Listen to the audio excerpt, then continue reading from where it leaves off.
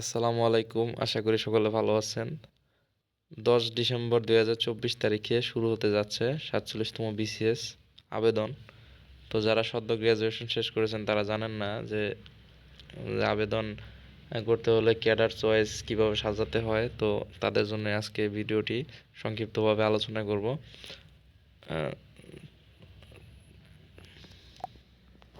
তো চলুন শুরু করা যাক। বিসিএস ক্যাডার মূলত 3 ধরনের। 1 নম্বর হচ্ছে জেনারেল ক্যাডার, 2 নম্বর টেকনিক্যাল ক্যাডার, 3 নম্বর হচ্ছে শিক্ষা। শিক্ষা ক্যাডার আবার 2 ধরনের, কারিগরি শিক্ষা, সাধারণ শিক্ষা। তো এবার 627টি পদে জেনারেল ক্যাডার শূন্যপদ রয়েছে। আর টেকনিক্যাল ক্যাডার না, জেনারেল ক্যাডারগুলো যে কোনো বিষয়ে আপনি অনার্স করেন, জেনারেল ক্যাডার সকলে আবেদন করতে পারবেন।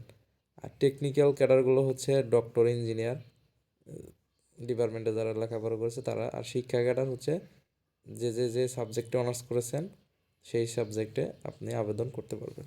তো এখানে আমি আগের থেকে আপনার তালিকা মোটামুটি একটা দাঁড় করিয়ে রেখেছি।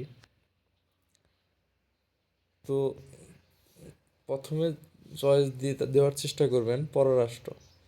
তো পররাষ্ট্র চয়েস দিতে গেলে আপনার কী কী ক্রাইটেরিয়া থাকতে হবে? পররাষ্ট্র যদি আপনি চয়েস দিতে চান তাহলে আপনাকে ইংলিশে ভালো না, অ্যাডভান্স হইতে হবে, প্রো লেভেল হইতে হবে। কারণ পররাষ্ট্র ক্যাডার যদি আপনি রিটেন টিকেন ভাইভাতে যান তো আপনার ম্যাক্সিমাম 90% আপনার ইংলিশ আপনার জানতে হবে, ইংলিশে ভাইভা হবে, এবং আপনার চাকরি লাইফ পুরাটুকুই আপনি বিভিন্ন দেশে বিদেশে ঘুরতে হবে, তাদের অন্যান্য দেশের লোকের সাথে কাজ করতে হবে। তো আপনাকে ইংলিশে অ্যাডভান্স বা প্রো লেভেল হতে হবে। তো যদি আপনি ইংলিশে যদি একটু দুর্বলতা থাকে বা কম জানেন তাহলে পররাষ্ট্র ক্যাডারটি আপনাকে অ্যাভয়েড করতে হবে। আর পররাষ্ট্র প্রথমে যদি কেউ না চয়েস দেন পরে চয়েস দিয়ে কোনো লাভ হবে না। তো সেই ক্ষেত্রে আপনি এটা অ্যাভয়েড করতে পারেন।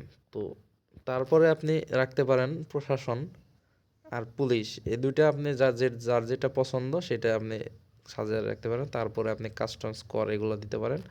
তারপরে যে অন্যান্য জেনারেল ক্যাডারগুলো আছে সেগুলো সাইজ সিরিয়াল করতে পারেন। তো এখানে আসে এগুলো জেনারেল ক্যাডার আপনি সবসময় চেষ্টা করতে হবে জেনারেল ক্যাডারগুলো প্রথমের দিকে রাখার চয়েস লিস্টে। যে সাবজেক্টে অনার্স করেন না কেন আপনার চেষ্টা করতে হবে জেনারেল ক্যাডারগুলো সর্বপ্রথম সিরিয়ালে রাখার জন্য। তারপরে আপনার যারা ডাক্তার, ইঞ্জিনিয়ার রয়েছে তারা টেকনিক্যাল ক্যাডার পরের লিস্টে দিতে পারেন।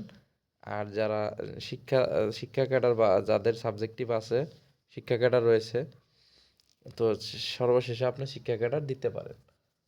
ঠিক আছে, আপনাকে মাস্ট বি চেষ্টা করতে হবে জেনারেল ক্যাডারগুলো আপনাকে শুরুর দিকে রাখার জন্য। আমি বলবো যে জেনারেল যে 14টা ক্যাডার রয়েছে সবগুলোই আপনি চয়েস দিবেন প্রথমে। তারপরে আপনি টেকনিক্যাল যদি থাকে আপনার টেকনিক্যাল দেবেন। তারপরে যদি টেকনিক্যাল না থাকে, যদি শিক্ষা থাকে তাহলে শিক্ষার যে সাবজেক্টগুলো আছে আপনার ওই সাবজেক্টে আপনি শেষে চয়েসটা দিতে পারেন। তো এইভাবে আপনি সহজেই আবেদনের সময় ক্যাডার তালিকা তৈরি করতে পারেন খুব সহজে, ইজিলি। তো আশা করি বুঝতে পেরেছেন, খুব কঠিন কোনো বিষয় না, সহজ বিষয়। তো আশা করি ভিডিওটি ভালো লেগেছে। ভিডিওটি ভালো লাগলে অবশ্যই লাইক, কমেন্ট, শেয়ার করবেন এবং চ্যানেলটি অবশ্যই সাবস্ক্রাইব করে বেল আইকনটি বাজিয়ে দিবেন।